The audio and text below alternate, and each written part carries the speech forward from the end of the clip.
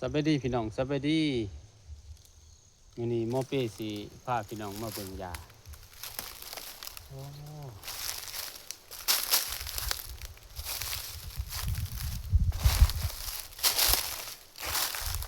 ต้นนี้คือต้นดินใหม่เด้อพี่น้องเด้อเบิ่งพุ่นเบิ่งปลายต้นงามๆเลยต้นดินใหม่ต้นดินใหม่นี่มันเป็นย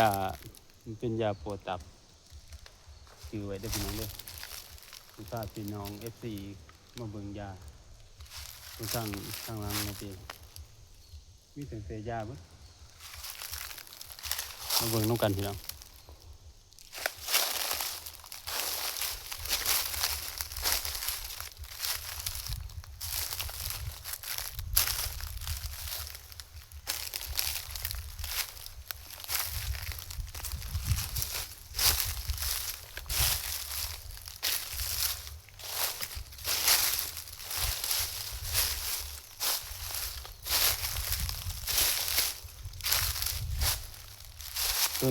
ต้นต้นนี้เป็นต้นสมพอเด้อพี่น้องเด้อต้นสมพอนี่มันเป็นยาดีพวก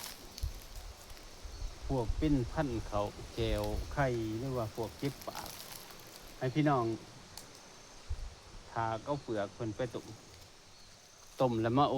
มแล้วก็ค่ายถิ่ม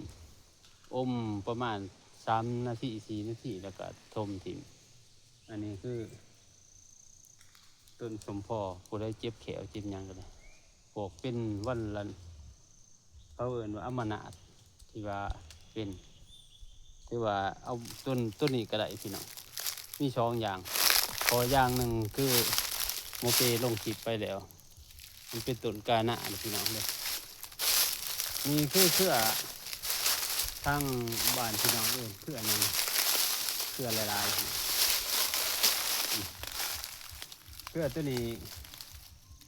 บ้านโมเปเครือตีนตังเครือตีนตังในพวกหญ้าพวกกันที่ว่าเป็นเกี่ยวกับผู้ชายพวกที่ว่าเป็นเกลือแห้งบ่แข็งแรงคือว่าเอาตัวนี้มาใส่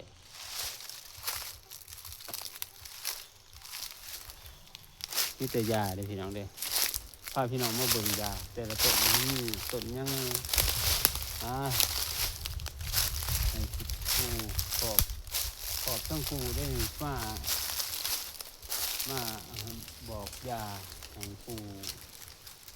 อันนี้คือต้นประดงเหลี่ยมพี่น้องนี่ใบเป็นแต่ว่าบ้านพี่น้องแนวไหนบ่ฮู้พี่น้องแต่ว่าบ้านโมเปประดงเหลี่ยมเพิ่นต้นเพิ่นสิเป็นเหลี่ยมพี่น้องเครือเพิ่นสิเป็นเหลี่ยมเด้อพี่น้องเด้อเพราะว่าเครือใหญ่เพิ่นนี่เป็นเครือใหญ่เพิ่นเครือใหญ่เพิ่นสิเป็นแบบนี้แม่นเบิดนี่เครือต้นไปทางฝนก็แม่นเบิดอันนี้ยันว่าบ่คือกันบ่คือกันเด้อพี่น้องเด้อ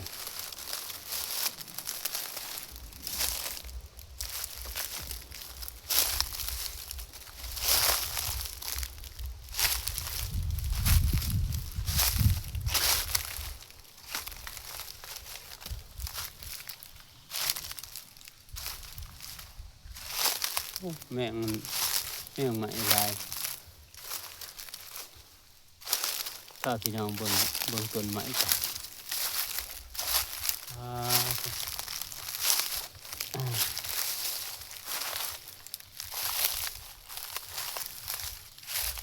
อันนี้คือต้นเล็บแมวเลยพี่น้องนะนี่ต้นเล็บแมวบางบอนสกัดนั่นแล้วก็มาบวกกันกับต้นนั้นนี่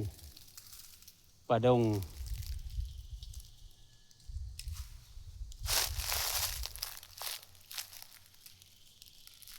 โอ้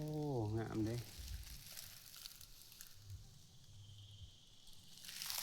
ลาย ยาลายพี่น้องเอ้ย